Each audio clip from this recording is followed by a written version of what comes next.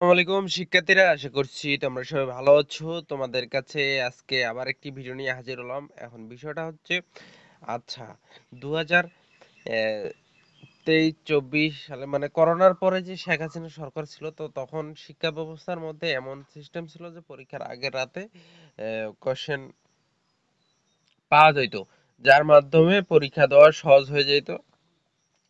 আচ্ছা, তোমাদের মাঝে এখনো প্রশ্ন আছে 2025 সালে মানে এবার কি অর্ধবার্ষিকের কোশ্চেন পাওয়া যাবে? তো এই নিয়ে অনেকের মনে ঘুরপাক খাচ্ছে যে পাওয়া যাবে কি না। তো বিষয়টা হচ্ছে 2024-23 সালে ছিল হচ্ছে শেখ হাসিনার সরকার। সেই আহ, পড়ালেখার ব্যবস্থাটা ছিল হচ্ছে তোমার আহ, মানে তোমার করোনার কারণে তখন শিক্ষা ব্যবস্থা চেঞ্জ হয়েছিল।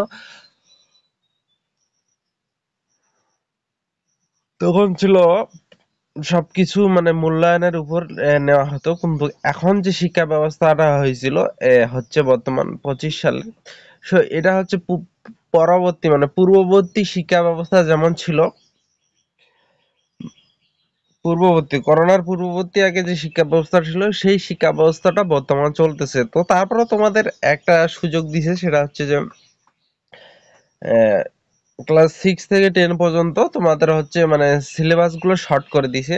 পূর্ববর্তী পরীক্ষার ক্ষেত্রে সিলেবাস ছিল টোটাল সিলেবাস, তো বর্তমানে সিলেবাস কম। তো তোমাদের একটা কথা বলি, যেহেতু শেখ হাসিনার সরকার নাই আর ওই শিক্ষা ব্যবস্থা বর্তমানে উঠে গেছে, তো সেহেতু তোমাদের বলি যে পরীক্ষার আগের রাতে কষ্ট করা সম্ভব না।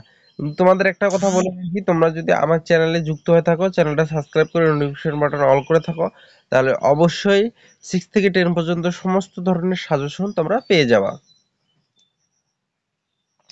সাজেশন পরীক্ষার আগের রাতে যে সাজেশন গুলো দেওয়া থাকবে, তো সেই সাজেশন গুলো প্র্যাকটিস করবা, ইনশাআল্লাহ তোমার কমন আসবে। তো যারা সাবস্ক্রাইব করোনি দ্রুত সাবস্ক্রাইব করো, আর এই ভিডিওটা তোমার বন্ধুর কাছে শেয়ার করে দাও, যারা মনে করো পরীক্ষার সময় এই যে প্রশ্ন নিয়ে ঘাটাঘাটি অযথা প্যারা করতেছে। তো তাদের তুমি ভিডিওটা শেয়ার করে দাও, তারা যেন বুঝতে পারে যে অর্ধবার্ষিক কোনো প্রকার অনলাইনে কোনো কোশ্চেন বা উত্তর পাওয়া যাবে না।